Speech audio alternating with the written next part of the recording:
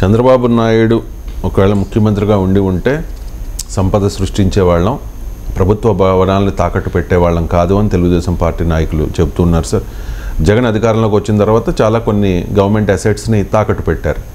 రీసెంట్గా ఆంధ్రప్రదేశ్ సచివాలయ భవనాన్ని కూడా తాకట్టు పెట్టారనే వార్తలు వస్తూ ఉన్నాయి సార్. ఈ వార్తల మీద టీడీపీ ట్రోల్ చేస్తూ ఉంటే కొడాలి నాని కూడా రియాక్ట్ అయ్యారు.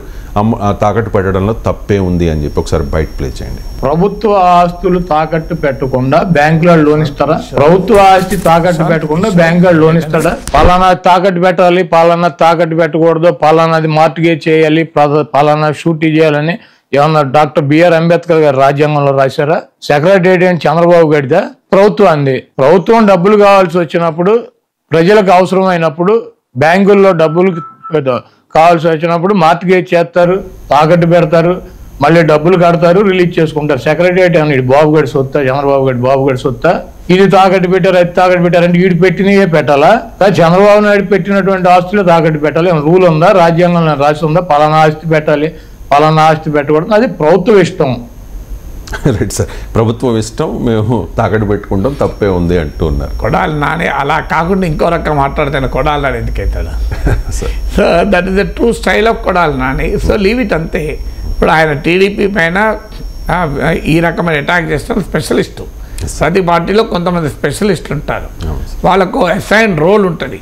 సో బుద్ధా వెంకన్నకు రోల్ ఉంటుంది టీడీపీలో, అలాగే కొడాలి నానికి రోల్ ఉంటుంది, అంబటి రాంబాబుకు రోల్ ఉంటుంది. సో ఇలా ప్రతి పార్టీలోనూ కొంతమంది నాయకులు కొన్ని రోల్స్ ఉంటాయి. వాళ్ళ రోల్ ఏంటంటే ఇలా అటాక్ చేయడమే. సో వారికి ప్రత్యేకంగా నాయకుడు ఆ పాత్ర పోషణకు పెడతాడు. సో అందువల్ల కొడాలి నాని అలాగే షార్ప్గా వాడు వీడు అనుకుంటా ఆయన చంద్రబాబు నాయుడును, లోకేష్ను, పవన్ కళ్యాణ్ కేంద్రీకరించి అటాక్ చేస్తూ ఉంటాడు.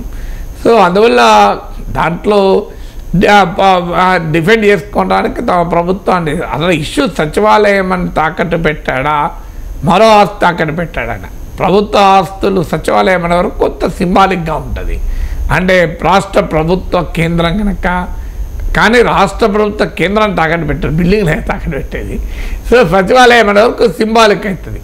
ఎందుకంటే అదేంటి పూర్తిగా సచివాలయాన్ని కూడా తాకట్టు పెడతారా, అసెంబ్లీ భవనాన్ని కూడా తాకట్టు పెడతారా అని. కానీ తాకట్టు అంటూ ప్రభుత్వ ఆస్తులు పెట్టినప్పుడు అది అన్ని ప్రభుత్వ ఆస్తులానే సచివాలయం కూడా ఒక ప్రభుత్వ ఆస్తే అవుతుంది కదా అనేది కూడా అలానే వాదన.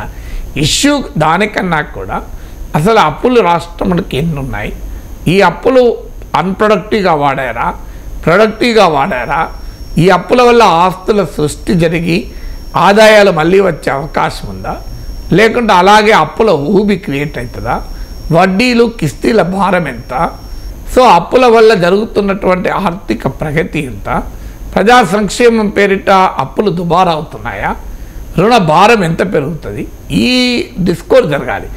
ఈ సీరియస్ ఎకనామిక్ డిస్కోర్స్ ప్రజలకు పట్టదు అని రాజకీయ నాయకుల నమ్మకం. సో ప్రజలకు పట్టేది ఏంటి, ఎమోషనల్గా 4 మాటలు మాట్లాడితే టీవీలో కవర్ చేస్తారు, యూట్యూబ్లో థంబ్నెయిల్స్ వస్తాయి, పేపర్లో ఫ్రంట్ పేజీలు వస్తాయి.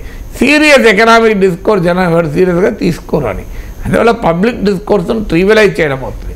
సో సీరియస్ డిబేట్ నడవాల్సింది ఏంటంటే అసలు గవర్నమెంట్ డెట్ మీద ఏ రకమైన పరిమితులు ఉండాలి, సో గవర్నమెంట్లో ఏ రకంగా బాధ్యతాయుతంగా వ్యవహరించాలి.